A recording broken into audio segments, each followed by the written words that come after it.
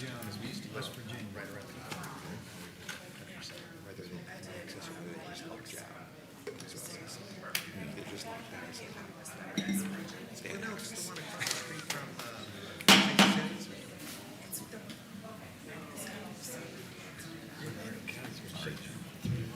This meeting of the Community Development Board is called to order on May 21st, 2024. Welcome, everyone. Please join and stand me in our Pledge of Allegiance.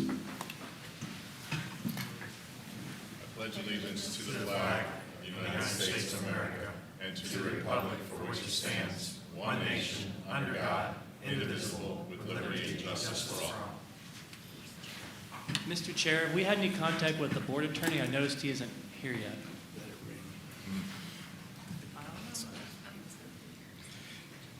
Don't know. Have we heard anything from? Maybe he's just running late because staff did make contact with him and he said he was attending. Yeah, may we give him a few minutes to You want to wait till the see if start? he can show up? Yeah? Would you like to do director's items first? I can call. You want me to call you? Yeah. Yeah, if you can.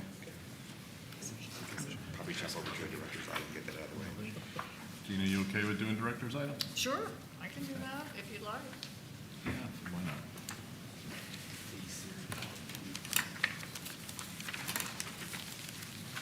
I know we usually approve the minutes of the meeting, I know. the previous meeting first. Is there any reason why we should go ahead and do that first before director's? Why don't we items just here? get started on, yeah, we'll go through the regular course of the opening. Okay. This board consists of 7 members, 1 alternate, who are appointed by the city council and serve voluntarily. I am John Quattrocchi, and I will ask the other members and the staff to introduce themselves, beginning on my left. Mike Mastersario. Ray Hodraport. Matthew Mitch, Assistant City Attorney. Gina Clayton, Planning and Development. Diane Antonelli. Kurt Heinrichs. Andrew Hupp. Michael Boutskas. At this time, I'd like to welcome our newest member of the board, Mike Mastersario. Welcome, Mike. Please remember to turn off your cell phone so that they do not become a distraction during the meeting. Please also refrain from having conversations in this room so that we might hear all of the testimony given today. To ensure a complete record of this board's actions, we ask that each individual wishing to speak, including the applicant, speak into the microphone at the podium in front of us. Clearly state and spell your name for the clerk. I will ask all those in attendance today who plan to speak to please rise and be sworn in by the clerk. Do you swear or affirm to tell the truth throughout your entire testimony? Agendas of today's meeting are at the podium to your left near the entry door. Also on this podium are a roster of the Community Development Board, the list of city staff experts, and their resumes. The board's rules of procedure and the annual schedule of the board. Our first order of business is to review and approve the minutes of last month's meeting. Do I have a motion for approval of the minutes? I motion to approve the meeting minutes of April 16th. Is there a second? Second. I All- second. All in favor? Aye. Opposed? Thank you. At this time, there's an opportunity for citizens to be heard. Is there any person wishing to address the board concerning any matter that is not on today's agenda? Seeing none? Did we hear from Jay? Yeah, he's not coming. He's not coming? Not coming. Okay. Then I guess we just go in the regular course of our meeting. Might as well. However you'd like to, if you'd like me to, He's not coming, so, up to you. yeah, I'd say we just go regular course. This board has adopted a consent agenda format. The consent items are identified as such on the agenda. Consent agenda items are those items for which the Planning and Development Department recommends approval. The applicant is in agreement with the proposed conditions, and no written objections to the case have been received to date.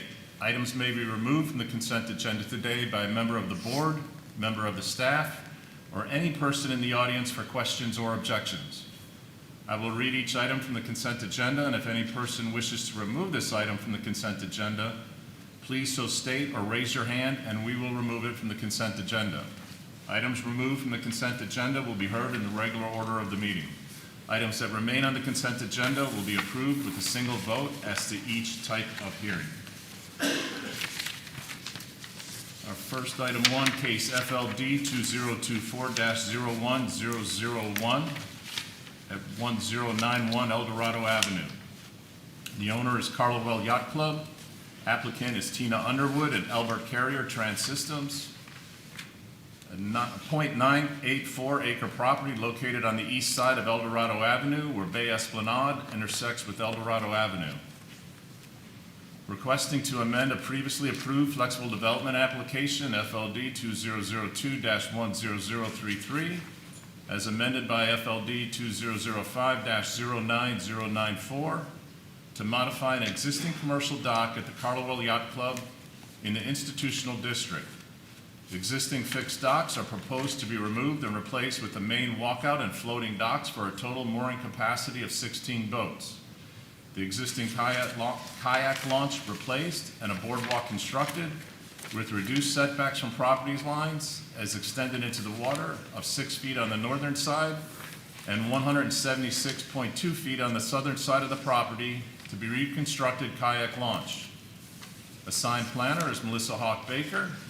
Does anyone wish to have this item removed from consent? Seeing none. Item 2, case LUP 2024-02001 at 407 South Saturn Avenue. The owner is St. Paul's Lutheran Church, Inc. Applicant is St. Paul's Lutheran Church, Inc. Representative is Mark Bentley and Ryan Manasseh. Johnson Pope, a 2.284 acre property located on the northeast corner of Gulf to Bay Boulevard and South Saturn Avenue. Requesting an amendment the city's future land use map for the property located at 407 Saturn Avenue for the institutional category to the commercial general category. Assigned planner, Kyle Brotherton. Does anybody wish to have this item removed from consent? Seeing none. Items number 1 and 2 remain on the consent agenda. Does any board member wish to disclose any ex parte communication on any level 2 consent item today? Seeing none. Do I have a motion of approval for the level 2 applications remaining on consent today? Isn't there a number 3? That's level 3. So is the one before that. Oh, my bad. We're just going to go with the first case. My bad. The first case, item FLD 2024-01001. I move to approve item F1 on the consent agenda, FLD 2024-01001 on today's consent agenda based on the evidence in the record, including the application and the staff report, and hereby adopt the findings and fact, conclusions of law stated in the staff reports with conditions of approval as listed. Is there a second? I'll second. All those in favor? Aye. Opposed? We'll now go on to level 3 cases on today's consent. I write item number 2, case LUP 2024-02001. And I asked if there was any anybody wishing to remove that item from consent. Seeing none. Item 3, case REZ 2024-02001 at 407 South Saturn Avenue. Owner St. Paul's Lutheran Church, Inc. Applicant is St. Paul's Lutheran Church, Inc. Representative Mark Bentley, Ryan Manasseh, Johnson Pope. Location 2.056 acre portion of the 2.284 acre property located on the northeast corner of Gulf to Bay Boulevard and South Saturn Avenue. Requesting amendment to the city's zoning atlas for the property from the institutional district to the commercial district. Assigned planner is Kyle Brotherton. Does anyone wish to have this item removed from today's consent? Seeing none, do I have a motion of approval of the level 3 applications remaining on the consent agenda? I'll do that one as well. I move to approve items 2 and 3, case number LUP 2024-02001 and REZ 2024-02001 on today's consent agenda based on the evidence in the record, including the application and the staff report, and hereby adopt the findings of fact, conclusions of law stated in the staff reports with conditions of approval as listed. All those in favor? Aye. Opposed? Thank you. Now move on to the regular agenda. We have have a level 2 case today. All level 2 cases such as flexible development are considered quasi-judicial hearings. In a quasi-judicial hearing, the Community Development Board reviews the application, staff report, correspondence, and all evidence presented today and makes a final decision subject to appeal. This board has previously qualified all the city staff who will testify as experts in their area of professional training, education, and experience. The list of city staff experts and their resumes are in the handbook in the podium near the entry door. Any other professionals who desire to be qualified as an expert witness shall so request at the beginning of the case and present a resume to each board member. The board shall determine whether or not to qualify the person as an expert and in what field of study. At the beginning of each level 2 case, I will ask for anyone who wishes to request party status to come forward and state your reasons. Party status may be granted if the person requesting such status demonstrates that they are a substantially affected person. The board will then determine whether or not to grant party status. Then the case will proceed as follows. Presentation by planning and development staff, presentation by the applicant, presentation by persons with party status.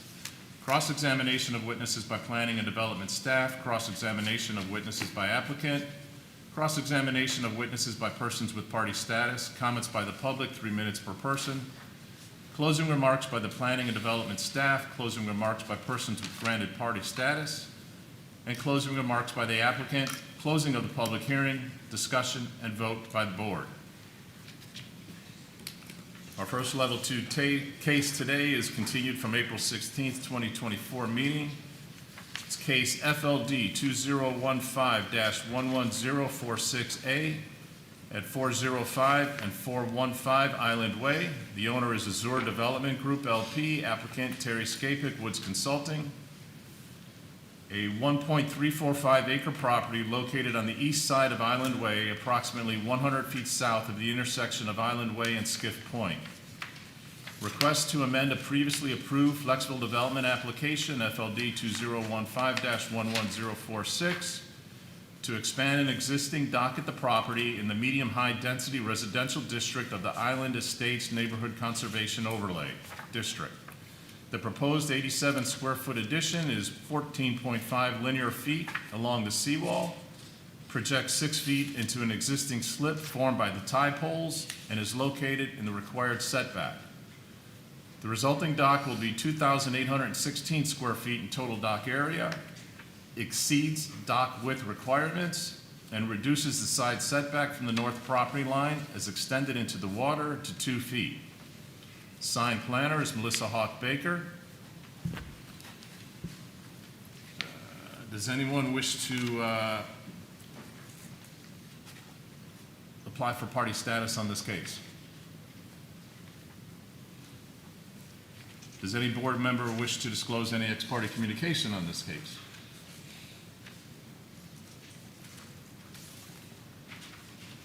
All right. And then we will go on to presentation by planning and development staff. Mr. Chair, at this time I would ask the board accept Ms. Melissa Hawk Baker as an expert witness in general planning, zoning, redevelopment planning, land development code, land development code amendments, special area plans and overlay districts, site plan review, landscape architecture, historic preservation, comprehensive sign programs, and all other matters she is about to testify hereon. Is there a motion? Make a motion to accept Melissa Baker's credentials as listed. Is there a second? Second. All those in favor? Aye. Opposed? Thank you.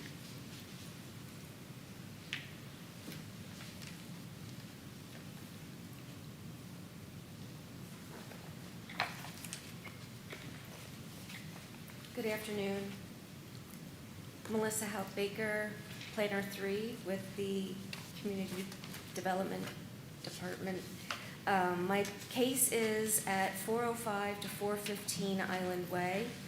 It is FLD 2015-11046A.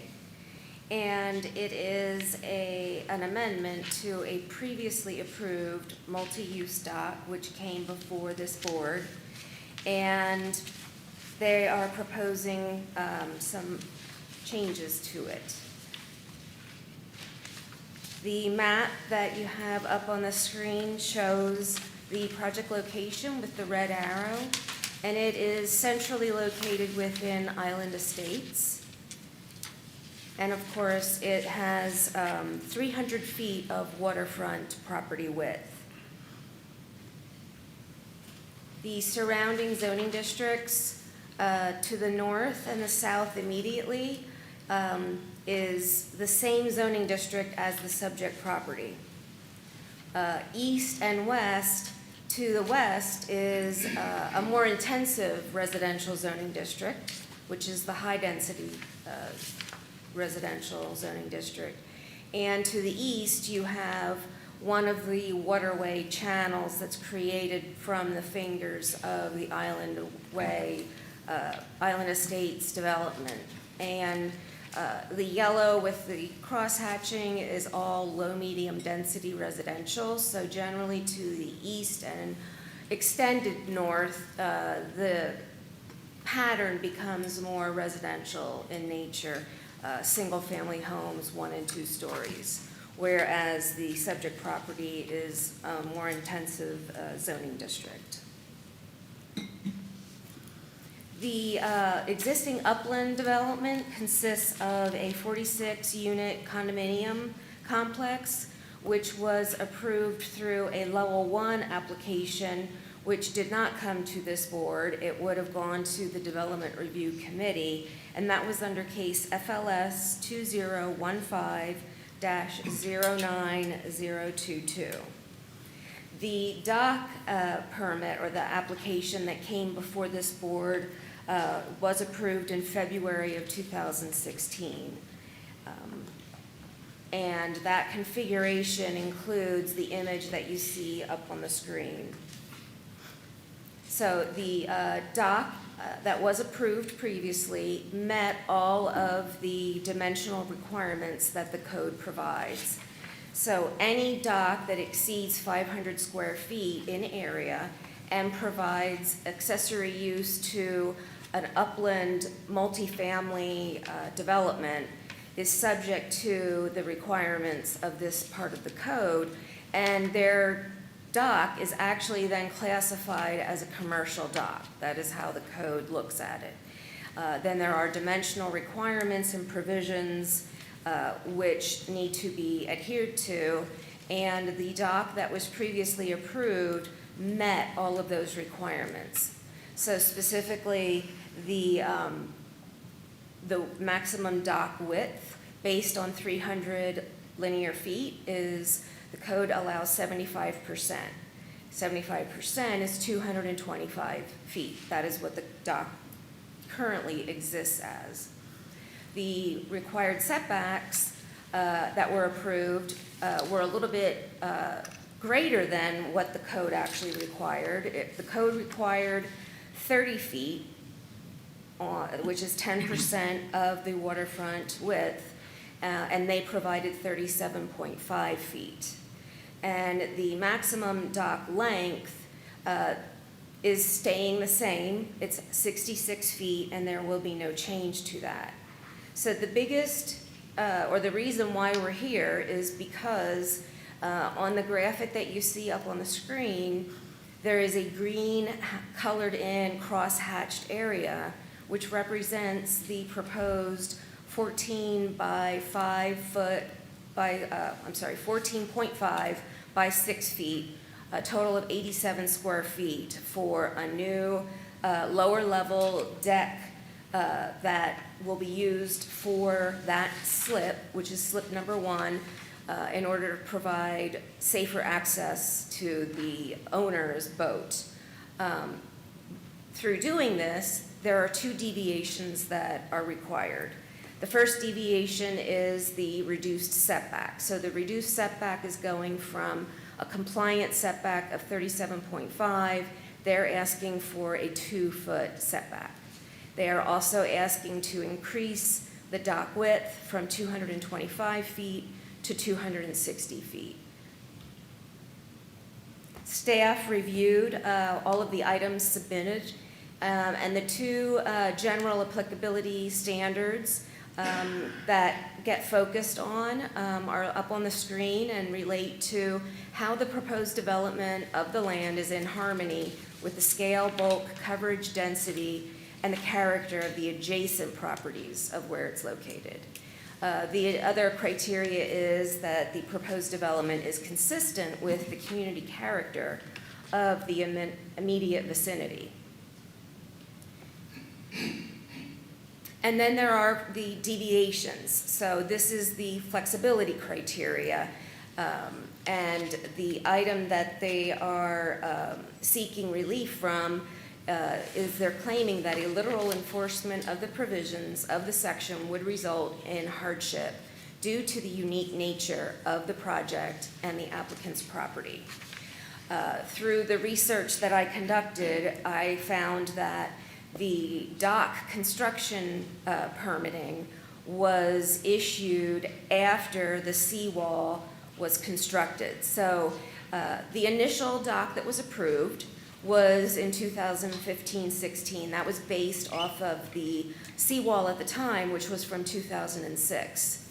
Then you have all of the changes that have been going on with FEMA and other requirements that now the seawall had to be, when they went to renovate it, they had to extend the height on like 1.7 feet higher than what it was based off of before.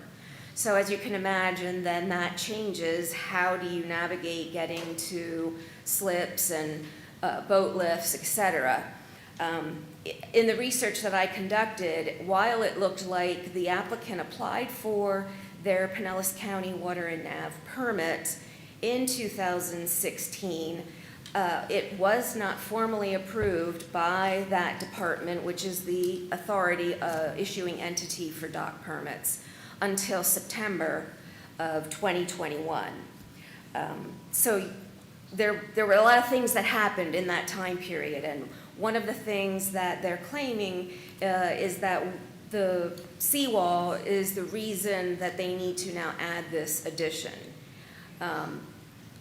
Staff's research finds that the seawall would have already been there or been under construction at the point when the dock permit for construction would have been issued. I would think that you would have known they would have known about the dock, the seawall, when they, pursued the dock permit. So the hardship is not related necessarily to the unique nature of the project. It was actually a self-created hardship. The other deviation, the details are that it sought to be the minimum deviation granted for the reasonable use of the applicant's property. Our staff analysis shows that, number one, the existing dock was approved in 2016 and did not need any deviations. And number two, that dock was constructed and it exists, and right now it provides reasonable use of the property, same number of dock slips, 16 slips without any deviations. The map that you see up on the screen shows the staff research area, which we looked at 6 properties to the south of the existing subject property. The applicant submitted, as part of their application, a host of different addresses and locations where other level 2 docks were either approved or exist. And what staff has found is that the docks within the immediate area of the subject property do not support the request. The code provides for that the burden of proof is upon the applicant, and the 9 properties that were, sorry. Finished? How much time do you have more? I'm sorry? How much more time do you need? Just a couple seconds. Go ahead. That, You order, Maybe 2 minutes we could ask for. We'll pass along to the applicant if you'd like it. The 9 properties, of the 9 properties, only one was directly adjacent to or about a couple hundred feet away from the subject property. The remainder were upwards of 5,500 square feet. Staff looked at up to 900 feet from the subject property, and those properties did not demonstrate a similar pattern of deviation. Based on that, the dock request is inconsistent with the code, with the comprehensive plan. The existing dock already meets all of the dimensional standards, and the approval would establish a new development pattern in the area, and staff recommends denial. Does anybody have any questions at this time? The difference between a level 2 and level 3 for this is, So this is a level 2 application. The code breaks out different types of uses or requests and what the review pathway is for them. And as a level 2, this application already went to the Development Review Committee. That is the entity that conducts the level 1 reviews. Level 2 cases go to both the DRC, and then they come here, and the decision is up to you. Level 3 items are items that go through both of those levels of review, but ultimately, they have to go to City Council, and City Council is the entity that makes the ultimate decision. Whereas on a level 2, this board makes the ultimate decision. Level 3 is typically for passing new laws and development agreements and things of that nature. thank you. What is self-inflicted hardship? So the dock currently exists with 16 slips, and it was approved meeting all of the code requirements. So the proposed project is now saying, well, the existing 16 slips sort of work, but we need to have this extra 87 square feet of dock area in order to make full utilization of the property. And staff would question, well, why wasn't it included at the beginning when it originally went through the review? And part of the justification is the applicant is stating that the dates of when things had to be constructed, the revision to the seawall is what is creating the problem. Staff, through the research that I conducted, the permitting for the new seawall was already in the works, if not being constructed, by the time the dock was constructed or began construction. So they already knew about the issue with the seawall. And perhaps then, I don't know, did the whole dock need to be redesigned? I'm not a boating person, so I can't speak to that. So essentially, they went forward with the dock, even though they knew the new seawall was being constructed, and it could potentially cause an issue. Is that what you're saying, Melissa? Correct. If I could add another thing, I think another issue with this is that they got approval to have the slips that you see that can have access and boat lifts. They have called out this area that has tie poles as slips. So I think there's another issue in people wanting to have, you know, permanent use of those tie pole areas. And it's been a little difficult because people want boat lifts and et cetera. So I think their compromise has been, and they can speak to that, well, we'll just keep this tie pole area slip, but we need to have access to it. I don't know if most people consider tie poles as permanent slips, but I think that's part of the issue here. Anything else? And the tie poles you're referring to are already within the easement area, the setback area.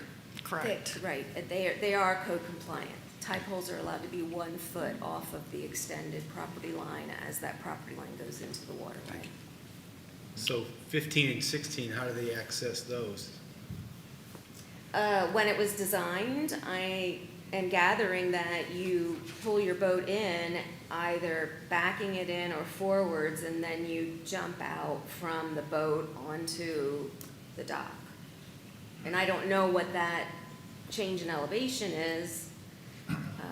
So this is for 1 and 2, or slip 1, not 15 and Correct. 16. Right. They're identical in Correct. terms of access. And they are not proposing anything in 16, which is on the southern edge of the property. I would suppose that 2 and 15 have the finger on the respective side of them, so they get a little bit easier, but 1 and 16 are a little different. But they're only asking for slip 1. Correct. Okay, Thank you. thank you. Presentation by the applicant, please. And we'll allocate the extra time for them as well. Yeah. Okay.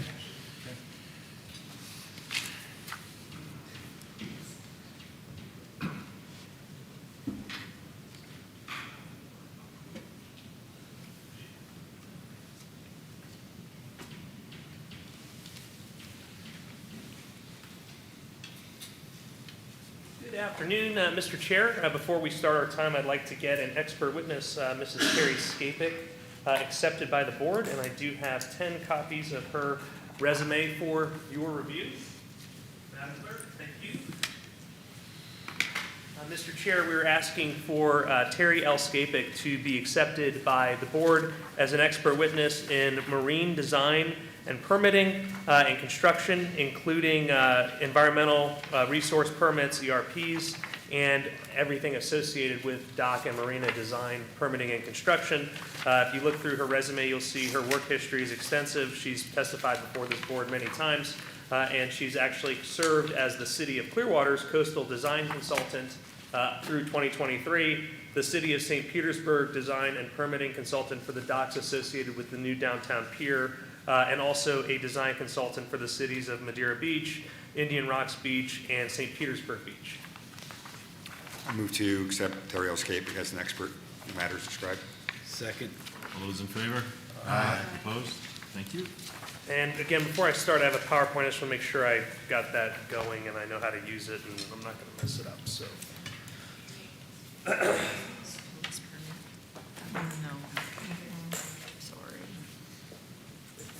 oh, oops. Okay, so go to You can use the Almo present. No. if you need to. Yeah. No, that's yours. I'm sorry. Yeah, Yeah. that's all I wanted to make. There you go. Thanks, Lon. There you go. Thank you very much. Will get me here. Slideshow. There we go. And set up slideshow. I'll begin. All right, that should do it. Okay, Mr. Chair, Brian Unk, 625 Court Street, here on behalf of the applicant, Azure Development Group, along with Terry Skapik, our dock and marina permitting expert, and we also have Bob Lyons with SunWest Construction, our construction general contractor. Einstein has been quoted as saying that everything should be as simple as possible, but never simpler. And Occam's razor tells us that the simplest explanation is often the best explanation.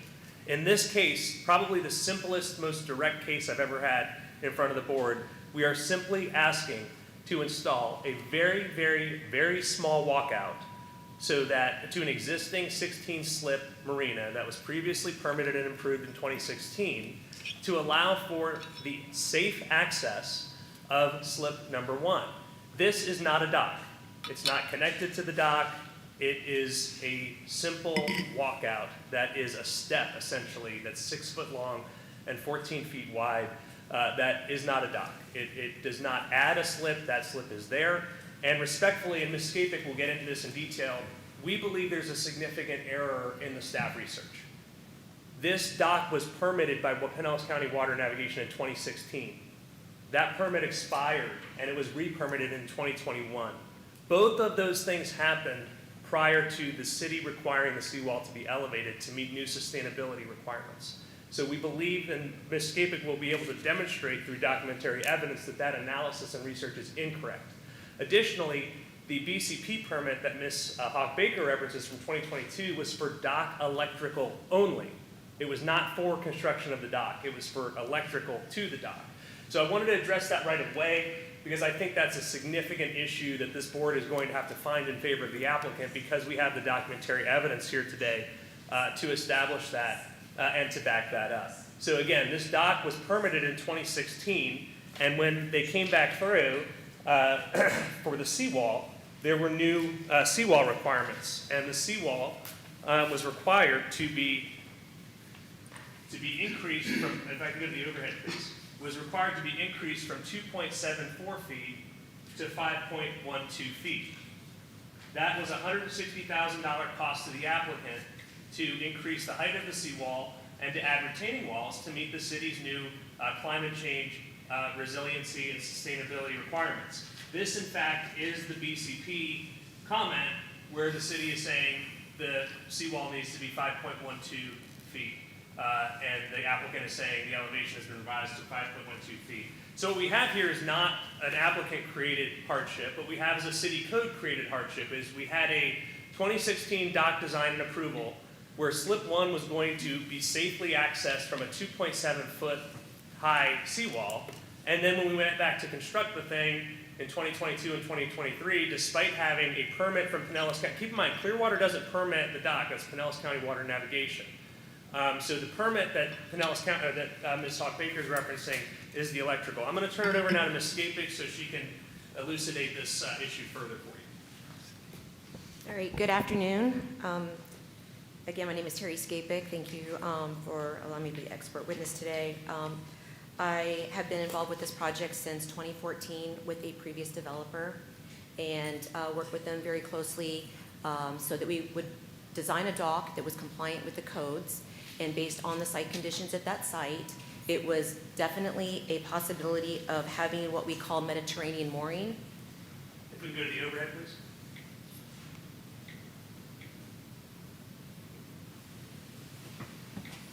This is a style of mooring that's very popular in the Mediterranean, thus the name. And this is actually an exhibit from the city's beach marina.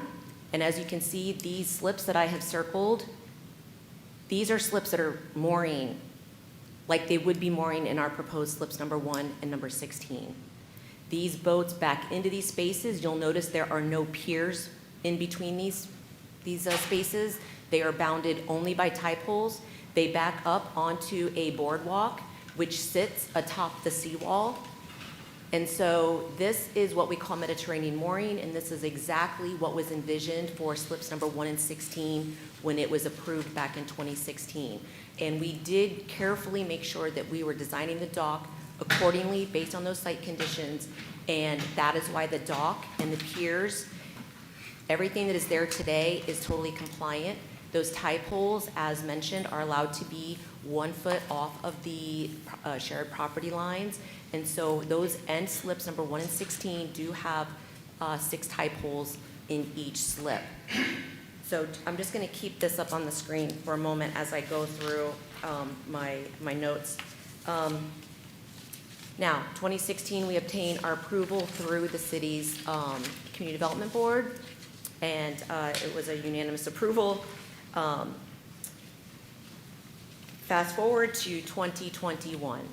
That is when the new developer went and entered building permit application review. During that time, they were advised that they were going to need to raise the seawall from what was averaging 2.8 feet elevation up to 5.12 feet. That's an increase of up and over 24 inches. The elevation is set by code to offset the vulnerabilities to sea level rise. The developer had no choice but to accept that. It was not an option to not accept that wall at that height.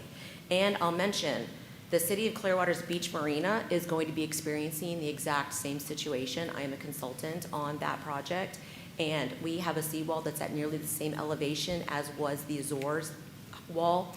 And so when we were going through the design phase, there was considerable amount of time between all the engineers and consultants about how to rework that area so those boats would still be able to moor in the exact same fashion, because it's very important to keep all of those commercial vessels to have exactly the needed space that they would have. So this is an issue that is, that the City of Clearwater itself is also experiencing. We were able to work around that because those structures can be lowered in front of the new wall. Let me go back to what's it. So the developer had no choice but to accept that new elevation with the seawall. The true impact was not realized until the developer really began vetting out marine contractors, and we noted the change. We were able to make elevation changes for the dock that was constructed by stepping it down off the seawall. So the dock was originally permitted to say match seawall. When we did our as-built, we had the dock step down. That was all as-built, approved by SWIFMUD, Southwest Florida Water Management District, U.S. Army Corps of Engineers, and most importantly, Pinellas County Water Navigation. However, in slips number 1 and 16, there is no way to step down a seawall that's required to be set at 5.12 foot elevation.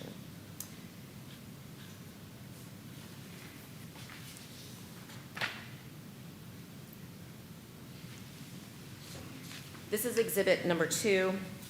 So basically, this new wall has rendered the end slips unusable. This is a huge hardship that is not self-imposed. We had previously, within the last year, requested the ability to add a finger pier and a boat lift into slips 1 and 16. We were told that staff would not support it. It was too big of an ask. So we went back and we decided what is the minimum request we can make. We modified the request to have just the steps to a lower landing. It would come down the distance of 24 inches to match what the seawall height was back when it was originally permitted in 2016. You can see that the exhibit, the step down is back to the original wall elevation, makes it possible to step up to the landing. The lines on this drawing are showing various elevations. If you're a boater, you're very familiar with the mean high water, mean low water elevations. We have tides. They change approximately 2 feet in distance along the day, and the lower the water level, the lower the boat sits in the water, unless you have a lift, and then you can keep it at a steady height. So in this particular case, we decided this is a nice slip. It's suitable for up to a 60-foot boat. The pier here is 66 feet long. That was what was intended from the very beginning when we designed this in 2016, 2015, 2016. You can see the type holes that are there are existing. We showed the seawall cap height at 5.12 feet. We have our mean high water elevation is plus 0.74. I did show it in a mean sea level. A lot of people still refer to mean sea level. So you can see with a boat sitting in the water, right where I have it right now is at about mean sea level. It's going to drop another almost another foot. Oh, I got the wrong elevation there. Dang it. It's going to be another foot below and another foot above where that mean sea level line is. We're running out of time, so Okay. there's a couple things I need to ask you. Yes. Number one, when were the docks originally permitted after the original CAB approval by Pinellas County? 2016, When were they re-permitted? 2021. And when did the seawall elevation requirement come into effect? The application was filed by the developer. Well, I have the letter right here, actually. Let's do this. If we go to the overhead, you can see the permit for the installation of the seawall was from July 5th of 2022. Do you have another date? Yes, the application was filed on 11/17/21. And that was after the permit that had previously expired for the docks was already reapproved. By Pinellas County, correct. And then it was available for pickup on July 5th, 2022 Did you prepare this application in the narrative? for this application. Yes, yes. I did. Did you review all of the approval criteria, section 3-601 of the Community Development Code? I did. And in your opinion as an expert, does this application meet or exceed all of those approval criteria? It does, obviously, with having this deck being added, it's a step down. So by the City of Clearwater's code, it has to be classified as a dock, and so it has to meet this setback. And so that is why we're requesting the variances. And in your opinion, have you reviewed the general applicability criteria, those 6 approval criteria? Yes, And does it meet and exceed those in terms of harmony and general appearance and all of those things? I agree they do. Consistency and compatibility? Yes. Thank you. If we could go back to the PowerPoint very quickly, we're running out of time. It's important to note the harbor master, Mr. McDonald, is here. He's reviewed this application, and the staff report indicates that it does not cause any concern to him from a water navigability, safety, or hazard perspective. Doesn't create anything new.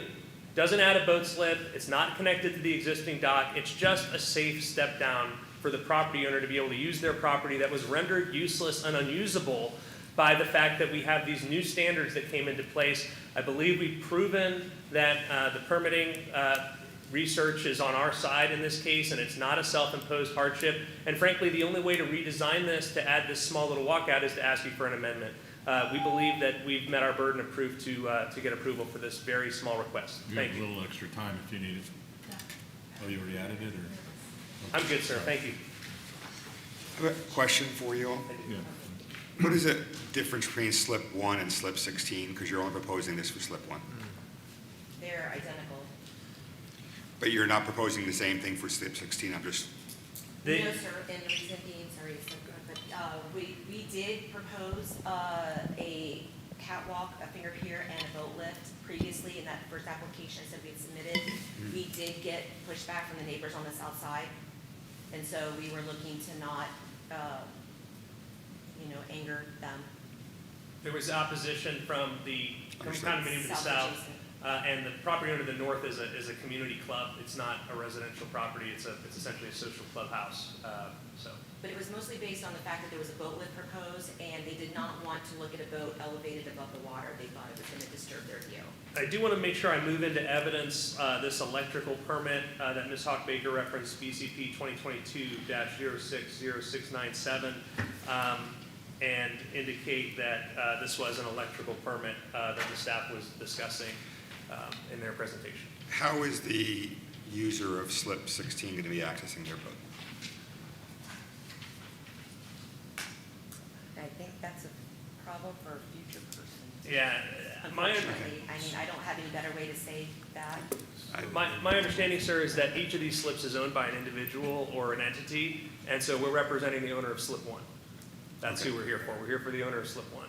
You're not here on behalf of the developer, you're here on behalf of slip 1. The developer in this case retained ownership of slip 1, and I think lives in the unit. He couldn't be Okay. here today, but he's using it personally. Can you put a boat lift on slip 1 after today's hearing? Not without your approval, Not without your approval. and it doesn't create a precedent. You wouldn't have to approve that, but if you What's the approve this. water depth of the seawall? So at the seawall, it's approximately 3 feet at mean low water. And so where the boat would actually sit off actually any of the slips, it's about 5 feet to 5.5 feet at mean low water. So the water depth's 3 feet, that you said? It's at the wall, but where, when you come off that few feet, you've got a 6-foot marginal dock along the main slips of the dock, and then we have a 6-foot wide just to match that distance out. And then it's between 5 and 5.5 feet depth at mean low water at that point when you come past that deck. So how many feet is that off of the seawall? Well, so the deck is 6 feet out from the seawall, and then maybe a foot for the engine, 5 feet. I'd say a foot space. I mean, you're not going to back your engine like right into the deck. I mean, you're going to be offset at least a foot, I would say, from the back of your boat. So what's the draft of a 60-foot boat at the rear where the engines are? So there are databases that span all different sizes. I mean, if you were going to say an average, I would say maybe 4 feet. So you're still providing a minimum 1 foot clearance between the ring bottom. You can have ones that have much shallower drafts. I own a marina, and a 60-foot boat has at least 5 feet of draft if it's a normal keel on it. And so this is a 60-foot slip. Are they planning on bringing a boat in that size? So our client does not own a 60-foot boat. I was using that as a term of reference. So, I mean, but I will say that based on the market data, you can say that's an average, but there are situations where you have shallower drafts. Your cats are going to have a shallower draft. About 4 feet, right? for Yeah. that size. Yep. And those are very popular now. But what's the width of this slip? That is, it's not on there.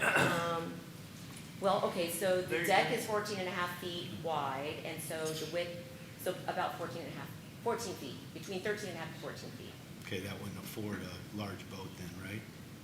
Well, yeah, I was gonna say you are gonna be having to deal with the clear span, yes. So the Mediterranean docks that are built at the new hotel just north of the causeway, They have Yes, Mediterranean Marriott, docks. yes, we did that, yeah. And they access those through catwalks, through the rear? Is that how they get to them? Yeah. Mhm. Could you do that here? Well, so we're kind of pinched with space. We would have liked to have added a catwalk, but it would have pushed the boat out to the little bit of deeper water. I'm referring to a physical on the boat catwalk, not attached only to, let's say, on top of the seawall. Like a gangplank? Yeah, Like a gangplank. I mean, I guess that would be a little bit of a sketchy walk on certain tides Well, you're familiar with the hotel that does that now, right, on their end docks? at the Marriott. It's the new hotel north of the causeway on the east side of the island there. Yeah, I guess Can't I haven't been remember down the there The since courtyard, because we. Pardon? the courtyard. Yeah. the Yeah, courtyard. okay, yeah, Courtyard Marriott. And that's a Yeah. terrible situation. Yeah, well, I mean, again, we permit, we don't operate and manage. So, you know, I've seen people do crazier things. I've seen people with ladders down there, just like the seawall, you know, climbing up from the bows of their boats. So is it ideal? Not at all. Is it safe? Not at all. I think we're looking for a safe solution that is the minimum request that we can make. If the boat's gonna be stern to the dock or to the seawall, a gangplank type system could work. I mean, they use them. But that slope would be incredible from low tide to high tide. Well, you'd have to step down anyway, right? If we can go back, I'll show you the side views here. No, that's not And right. and remember, the freeboard of the boat is higher than it would be of a floating dock. If we go to the overhead, I think this shows the side view of what's proposed. Right, so the gangplank would go from the top of the seawall straight out to the stern of the boat. It's like a 7-foot drop. To the top of the gunnel is what it's referring Yeah, I to. mean, the freeboard is 2 or 3 feet on a 60-footer at least. Okay, and again, I use this as an example. I'm not, the owner doesn't even have a boat yet, so I'm using an exhibit just to give an indication of the different heights you're dealing with and what we're trying to achieve by just stepping it back down to the elevation that it was, the difference between mean high waters. You know, it could be a totally different boat sitting here. I mean, it can be up to a certain size based on adequate depth and adequate clear span, but it's going to end up, you know, needing, you know, gangway maybe could work for one particular boat, but, you know, this is someone that's not even got their boat yet. Yeah, we're just looking for a safe Yes. solution. It's still gonna be quite a step at low water, even with that. It's still a step, yes, and that's kind of, I was trying to make that point also, but it's still not perfect.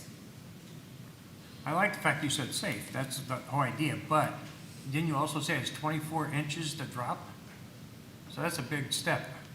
Well, no, there's smaller steps at the wall. There's 2 steps There's here. 2 steps to Okay. it, yeah. Maybe we can pass this around. Have you considered stepping it down inside the seawall, land side? I'm sure that would be expensive to structurally alter the seawall. So I don't imagine that would be possible. I'm not a civil engineer, but I understand that there are certain vulnerabilities to opening up spaces in seawalls. I mean, mostly attributed to like drainage, runoff. I mean, I think that was the whole point of, you know, some of the design decisions that the city made to go to 5.12. I don't know if there's stormwater persons there, but, you know, those walls, You'd still have to have you still have to have that elevation, but putting that back in on the property side. That's what I'm saying. So you'd step down concrete inside. Could you put a ladder that goes down off the seawall? I had to do that at my dock I just built in Crystal River, and I'm at 6 feet, and it was a big drop, but it was a side access, and I added a ladder so people could climb up and down. I mean, I've seen it. I mean, I don't live on the water, and I don't keep my boat at a place. I mean, I keep my boat at a marina, but I have seen some of the boats on our dock. They all Mediterranean moor at my marina at Homeport Marina in Ozona, and I know that they have a couple of them have had to add ladders because we, you know, obviously in the seasonal, like in the lunar tides when you're really low. It's very problematic, and obviously the the barnacle growth and everything is like, it's a nightmare to deal with. But I mean, is it possible? Yes. Is it ideal? No. Is it safe? No. I mean, we really have tried to think out a lot of different scenarios. And like I said, we had started with adding some catwalks and some boat lifts. And that was, again, just decided to be too big of an ask. So we tried to reduce it down to a smaller ask. Do you know what the solution is for the Clearwater, the new marina there at Clearwater? So they were able to, so the wall is going to be raised, and then they have ramps that are going to bring the boardwalk out in front of the seawall. So right now, the boardwalk is flush, it's at the level of the pedestrians. Okay. So it's also gonna serve to separate the pedestrians from the boat users or the people that are actually the guests or the customers of the commercial boats. So there's a series of landings that are gonna bring them down back to the 3-foot elevation. So they're gonna be back to their elevation. So they were able to build in front of it. So they are building a floating dock in front of it, I guess? Is that what you're saying? Well, it's actually gonna be fixed now. It kind of went from floating to fixed. Got it. And There's- it's there's- at 3 feet, you said? It's like 3.1, I think, at the city. I think the big issue there is, the difference there, just from listening to the questions and the answers, is that what you're talking about right now is within the setback areas, and they have the luxury of building something out and dropping it down, whereas here, they're talking about building something out and dropping it down in the setback area that's restricted. Got it. I think that's the big difference. We can't really compare Right. apples to apples there. Can we ask the marina manager what the elevation of the future docks are gonna be that are fixed? For the marina? Yeah. So not for this project. I Correct. just want to make sure the record's clear, we're not talking about this project. Right, yeah, Well, I'm going to go ahead and swear him in first. Pulling up your credentials. Mr. Chair, at this time, I would ask the board accept Mr. Michael McDonald as an expert witness in waterway management, aids to navigation, and relationships between vessel navigation over water structures. Is there a motion? a motion to approve? Second. All in favor? Aye. Opposed? I don't have the exact numbers in front of me, but I know that we're raising the seawall cap higher than we're supposed to, and I want to say it's 5.72, and there'll be about an 18 to 20-inch drop to the boardwalk on the other side of the other side of that bulkhead. That So makes it's at sense. 4 point something? Yeah, yeah. You don't know the, I don't anybody know know the it off the data? top of my head. We just approved it like a month ago. It's been longer than that. It's but- been a lot longer than that. Time flies, 2 months. So, Thank you. you're welcome. Yeah, I'm just curious about slip 16. Are we going to be going through this again? If we approve this one, we probably will. Yeah, that's, Each application stands on its own and doesn't create a precedent, and I don't represent anybody interested in slip 16. We have no plans to come back on that, so at least I don't. I think we're done with our presentation unless there's any more questions for us, and then I guess we should move on to the next part of the process. Any other questions at this time? Cross-examination by planning and development, if any? Yeah, I had a quick question for Ms. Skapik. So how long has the dock been in use out there now? Like a couple years, or do we know? The current dock, how long has it been in use out there now? I believe middle of last year. Okay. In the microphone. I would say the middle of last year. I would say our as-builts were performed in October or November of last year. Got it. All right, thank you. Anything else? Any cross by the applicant? Yes, real brief, hopefully, with, first with Mr. McDonald, please.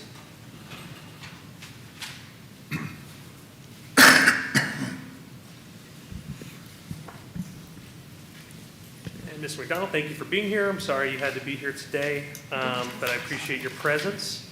I'm going to show you an email here. Do you recognize that email?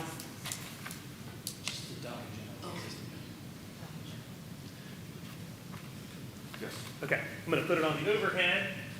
And just ask you if I'm reading it accurately, this is from Michael McDonald, yourself, correct? Yes. From last Thursday? Yes. I have no concerns with hazard to navigation. Are you needing me to attend this meeting? And is that true? Yes. No concerns as to hazard or navigation as it relates to this application? For the dock, yes. Thank you. All right, that's all, sir. Thank you very much. Appreciate you being here. And then for Ms. Hawk Baker, please.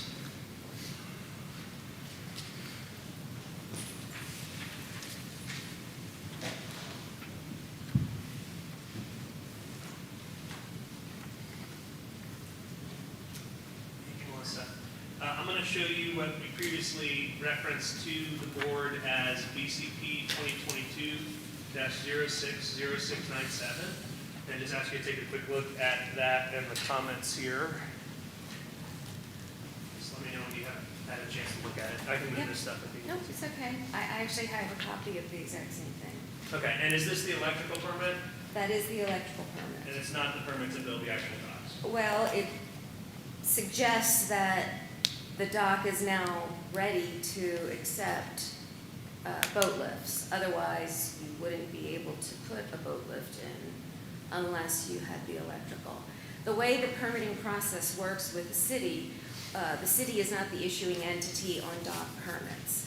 However, when a dock requires a boat lift, then a city building construction permit must be obtained to install the electrical component to accomplish whatever the finished dock is going to be.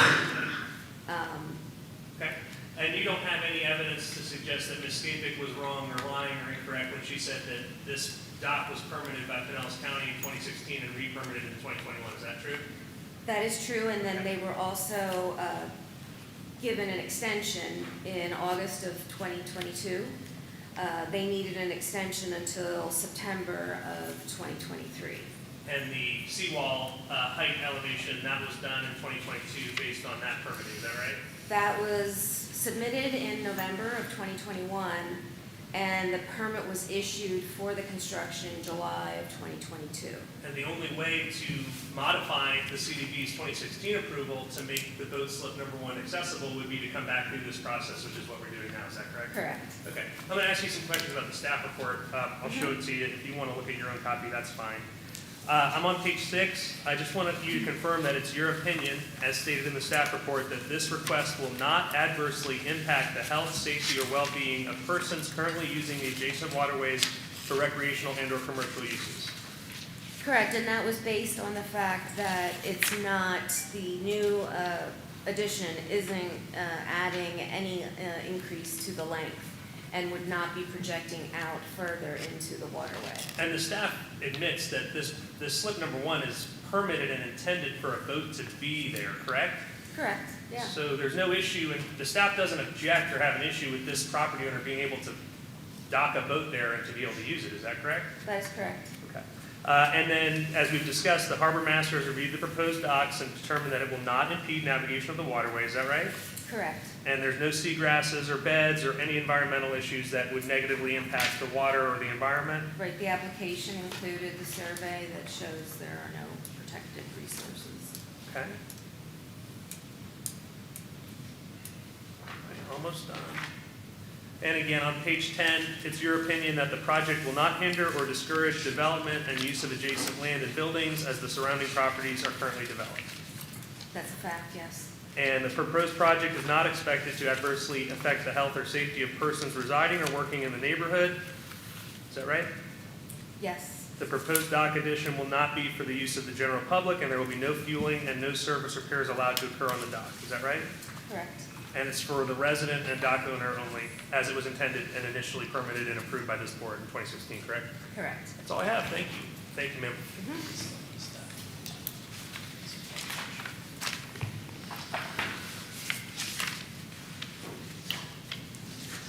We'll now open this to comments by the public, if there are anybody. No comments? Any closing remarks by planning? Yeah, so we have a couple, actually. Okay. So I'd like to just touch on the criteria that relate to dock deviations and general applicability again before we close out today.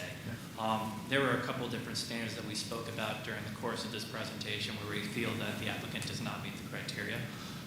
That first criteria is the deviation sought is the minimum deviation that will make reasonable use of the property. Reasonable use of the property, we're talking about the upland property right there, which would be the condo unit association. Reasonable use doesn't mean that you necessarily get a deviation from the code for whatever you may need. Reasonable use is that you get to use the property for what is reasonable, and in this case, that would be a dock. The code permits a dock. Second off, I'd like to talk about the general applicability standards here. So one of the ones that we had a lot of issue with was the proposed development will be in harmony with the scale, bulk, coverage, density, and character of adjacent properties. Adjacent means right next to. None of the properties cited by the applicant are adjacent to it. In fact, most of their properties, other than one, weren't even in island estates. There's one property that they cited to that was similar to this property that's in island estates. And that property is almost a half mile away from it. So we don't see how that criteria is being met. One other criteria to take a look at was the dock deviation standard for a little enforcement of the code would result in extreme hardship due to the unique nature of the project or the applicant's property. Now, because of the way that this dock has not been used yet, don't know if there hasn't been any safety issues out at the property yet for this, since there isn't a boat currently parked there. So safety at this point is somewhat speculative, so I think it's important that we keep that in mind. Also, you would think that if safety was a genuine, true concern here, at this time we would not only be looking at doing a new area of dock for that current slip, but the other slip on the other side where we aren't doing one. So I thought that was kind of interesting. Just some points for you all to think about today. As we mentioned before, all these criteria have to be met. So if any one of these criteria that I just mentioned aren't met, the project cannot be approved. Thank you. Closing remarks by applicant.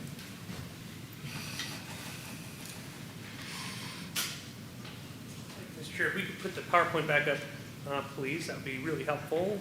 Let me just get to where I need to be.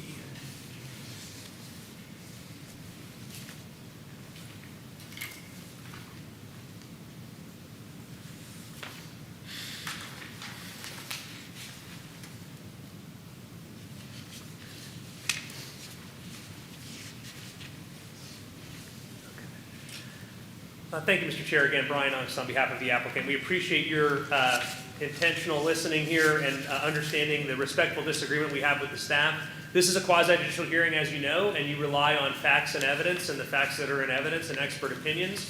We have a very, very well-qualified, well-respected expert who has worked for the city of Clearwater and other municipalities for years developing and designing marinas and docks, and she has opined that we do meet all of the approval criteria of both Section 3-601 and the general applicability criteria. But more specifically, she's testified this is the minimum deviation that we need to make the reasonable use of the applicant's property. And the applicant's property doesn't just include the condo, it includes the boat slip that was permitted by this board and permitted by Pinellas County. Right now it's unusable because the code changed and we needed to add for the resiliency. It cost us over $160,000 to come up to code for climate change and for sea level rise, and now we can't use the dock that was previously approved. So that is a hardship. We're not adding a boat lift. We didn't do anything to the southern side of the property because the neighbors down there objected. And so the northern neighbors don't object, and no one's here objecting to this very simple request, as I stated at the very beginning. It's the simplest request you could possibly make. So clearly, in our opinion, it's the minimum deviation that's required for the reasonable use of the property. It is in harmony with the intent and not detrimental to the public welfare and interest, because you've seen in the staff report, they've said it's not going to impact anybody else. The staff has literally said this will not negatively impact anyone or anything, including the environment. And then when we get into the neighborhood, you can see you just approved a 6-foot dock variance setback for Carlowell on consent. Now, Carlowell's not in Island Estates, but these properties, this is Island Way, okay? Boat lifts, side setbacks, they're not nearly as far setback as they're supposed to be. We have a very small, minor request here to have a step down that is not connected to the dock. It is really, for all intents and purposes, a layperson not sufficient in the Clearwater Community Development Code wouldn't even consider it a dock. It's a step down. So these are all examples, and if you can go to the overhead, this is also Island Estates condos, get you on the overhead. Island Estates condos, Sunwatch on Island Estates, 650 Island Way, and this is just another aerial of Island Way. So in summation, very briefly, sir, all we're asking the board to do is amend a 2016 approval to allow us to use a boat slip that the city wants us to be able to use, that the CDB wanted us to be able to use, that Pinellas County wanted us to be able to use, and right now we can't use it safely because we had to raise the seawall to account for significant changes in the code as we went through the permitting process. And again, respectfully to the staff, the docks were permitted in 2016 and 2021. This issue that related to the seawall didn't come about until comments from the staff in 2022. And again, as the staff has testified, the only way to modify the 2016 approval to add this small little walkout was to come back to you. So we were going to have to come back to you for this under any circumstances. And this does not create a precedent. I can't come back next month and say, you just gave me a little walkout, so now you have to give me a boat lift. No way. I have to go back through the whole process and meet the approval criteria. And if you say a boat lift 2 feet from the property line is a bridge too far, you have every right to say that. So there's really no danger at all in approving this application. You have every right under the law to accept my expert's opinion over the staff's expert opinion, and to do that respectfully so, and I ask that you do that. Thank you. Thank you. Now I'll have closing of the public hearing and discussion and vote by the board.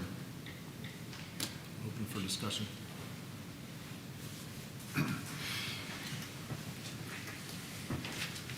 They had to have built the seawall before they built the dock, right?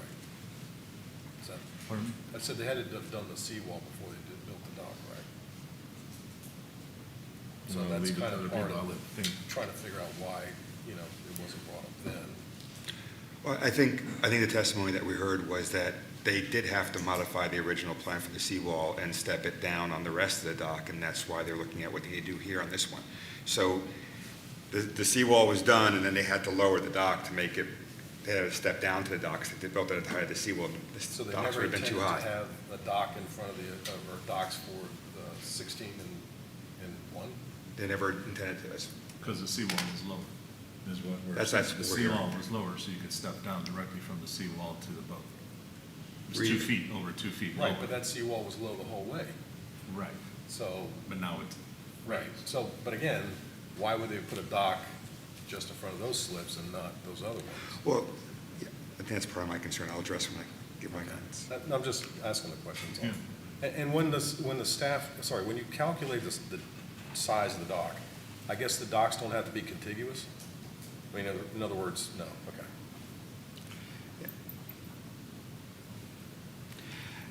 Just some random thoughts from what we heard testimony-wise for our consideration as we deliberate this. The safety aspect of it does concern me, and I appreciate the testimony of the expert and the testimony of staff as well across the board. It was helpful to get a better understanding of what's going on there. But, I'm looking at the issue that was brought up and reiterated in closing by the city, dealing with the size and bulk. And what concerns me is you have slip number 1 all the way off to the right. I'll call it rather than north or south, just so we don't confuse. You have slip number 1 over here. If you were to, essentially build another one behind slip number 2 and 3 and 4, you've got, and it does become somewhat of a domino effect. I know that we can look at each one independently, and there's probably going to be a much better reason to deny 2 and 15, but then you come back to 16, if that request does come, even though there's no plans for it right now, it still is one of those things where how would you reasonably say no applying the same logic? Not a matter of precedent, but being consistent in our logic. And you end up then with essentially a dock that goes 1 foot off of the property boundary to the other end of the property boundary 1 foot, which our code never really contemplates. It's very difficult to fathom that, and that slow incremental creep is what concerns me, and it does kind of offset my concerns on the safety side of things. I also, just again, randomly thinking, and I know probably less about docks than most people, but at the end of the day, it would seem to me that some kind of motorized or other type of gangway or plank that could drop down from the seawall is an alternative. So is the hardship really the only alternative to fix it being this, what they're proposing today? Or are there some other reasonable means? I think we have to weigh that, each of us, based on our own experience, and decide whether there's a reasonable alternative or an alternative. We're talking about a boat slip that can accommodate a 60-foot boat, albeit whether it ends up being a 30-foot boat or a 60-foot boat. Financial resources aren't necessarily the issue, and I'm not certain that's what our guiding concern is, but it wouldn't be a cheap fix no matter which way you look at it, whether you build this, what they're requesting, or whether you took an alternative.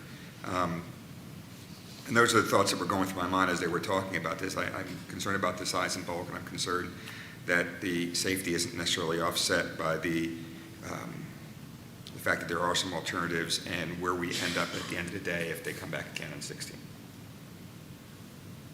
Those are my thoughts. I have a question in regards to, you mentioned the word alternative. Those things are going to be, need to be addressed too. I just think this is a safety issue. I would hate to not be able to get down or get hurt getting off of it or getting up. So whether it's a different kind of alternative, or we'll use that word, and or the actual step down, I think the step down might be more solid than any other thing. Well, the code is a dock for 75% of the property, and they're proposing to go with more than 75%. And I guess that 25% is used to buffer them from the neighbors, I would assume.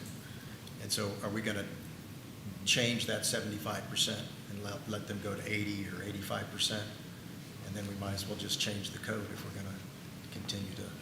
I mean, they were given that 75%, and now they're trying to expand on it. So they've created that hazard by trying to make docks wider than the 75%. I guess I understand that, but my question is when you've got these other piers that are also dock spaces, so I would think the dock is that whole, and I don't know that distance between, but I would think that distance that they're allowed is from pier to pier for all 16 slips, not just the 14 or 15, or not the 12 or 14 that are. They're allowed 75%. But does that include the piers? No, that's on top of, because those are just. Why was that ever permitted then in the first place? I think the tie poles are treated differently than the fixed pier structures, the finger piers. Yeah, you put tide pools out, you have to just figure out how to get access to the boat.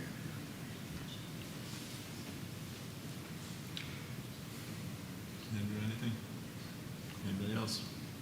I think a ladder is an alternative because that's used quite often because we're forced to raise our docks down in certain areas where you have to expose the sunlight, et cetera, for the marine life to grow. We're not seeing that happening in Clearwater, but a ladder's an alternative. I've used it at 6 feet at my house in Crystal River to get down to my boats, and that's an option. But I'm going to use my age here. I'm 70 years old. I'd rather walk down a step that's solid than I would climb down a ladder. I agree with you. I feel the same way. I do want to comment that I do think that the applicant did clarify the timing of this, and it does seem like, from a standpoint of, and I'm not using this in a derogatory way, the race to get the permit, it seemed like they got their permits and re-got their new permits before the seawall came into place. That all those issues, that kind of timeline, I think, does benefit what they're talking about to a certain extent for the hardship. The question is this the minimum way of addressing that hardship? And I'm not certain that it is. That's where my concern lies.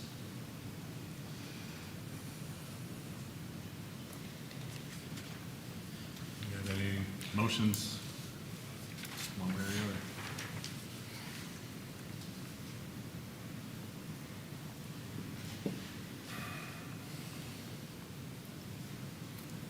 All right, gentlemen. Good to see you, Jay. And ladies. Speak up, Jay. This is why you make the big money.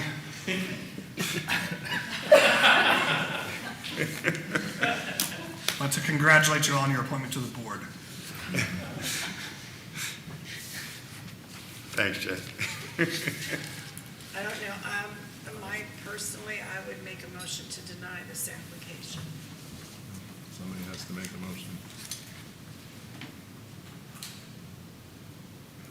I can't make a motion.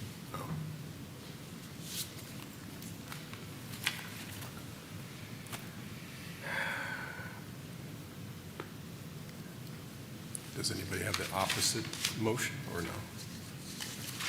Anybody wants to be the bad guy?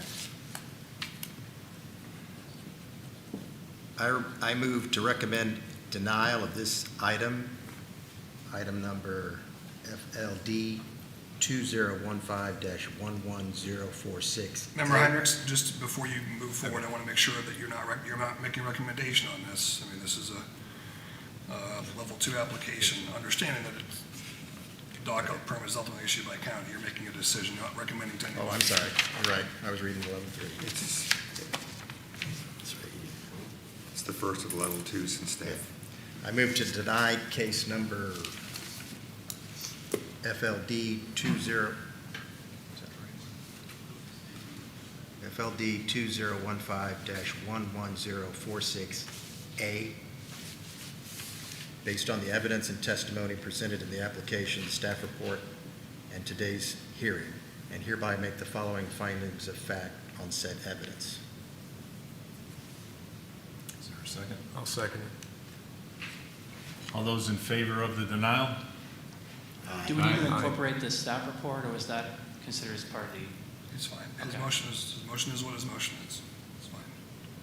Do we need to revote that? All those in favor of the denial? Aye. Aye. Opposed on denial? Aye. Opposed. Got that? Thank you.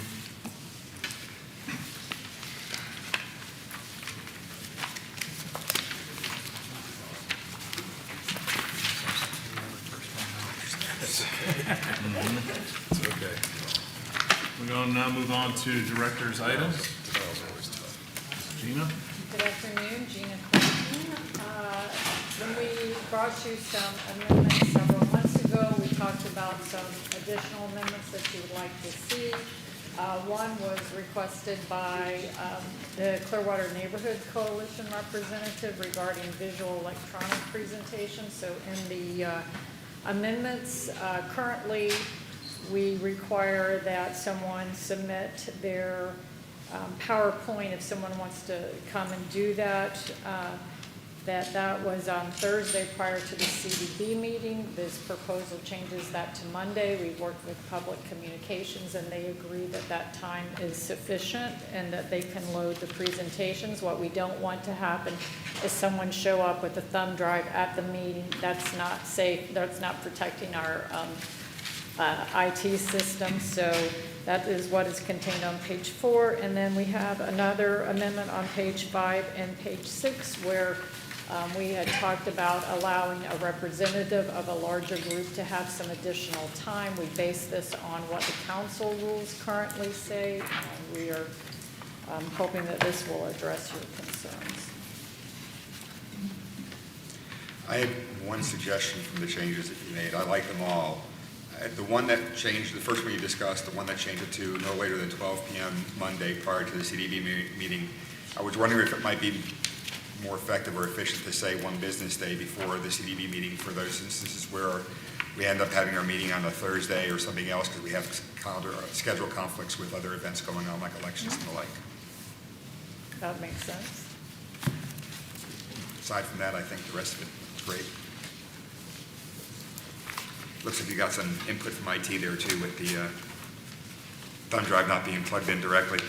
Yeah, we have to be Good- worried good about thought, those yeah. things today.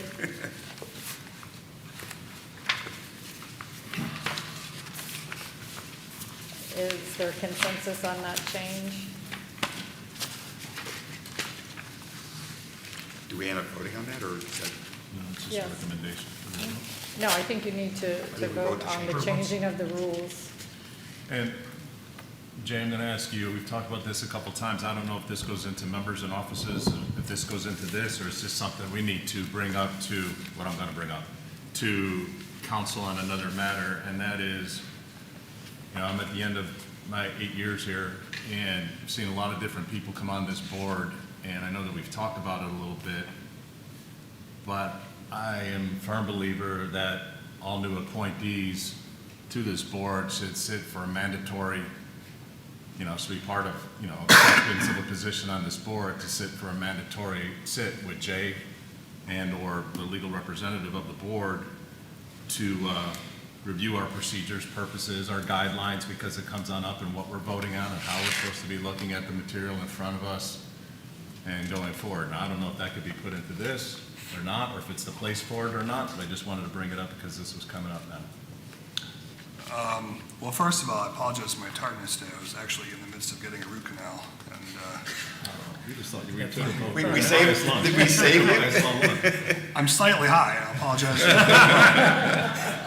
The attorney that was to cover for me had a personal emergency arise, so I was told that I don't have the coverage I thought I did, so here I am. Nevertheless, I think it's possible to put it in your rules of procedure, although I think, and Ms. Clayton and I have discussed this in the past, I think it's better primarily because it's principally enforceable through the code of ordinances. We've talked about that in the past, which doesn't mean that you can't put it in here. It just means that it's of limited enforceability, more limited enforceability. It's being offered, like I sat down with you one afternoon. It's always offered. I always invite, and I just our had it newest to our member meeting. did, and I certainly appreciate that. I always thought it was a requirement. And again, it's not, in my mind, a huge imposition of time, and it's training that I did as recently as yesterday for different bodies and organizations. But in terms of how you compel it, I feel personally that it's, legally you do it either way. I personally feel it's better addressed through your code of ordinances. And that's a recommendation that you could make to the city council. I'm certainly not. We can do it either way. It's really the board's decision. It's not the board's decision to change the ordinance. If it's going to be done by ordinance, obviously it needs to be done by council. Right. Anybody got any other opinion on that? I agree with him. I defer to him, but I agree with him. So is there, I'll move to accept the recommendations for the changes to our community board rules of procedure with my little amendment to be one business day before the meeting. is there a second? Second. All those in favor? Aye. Opposed? Thank you. Thank you, Gene.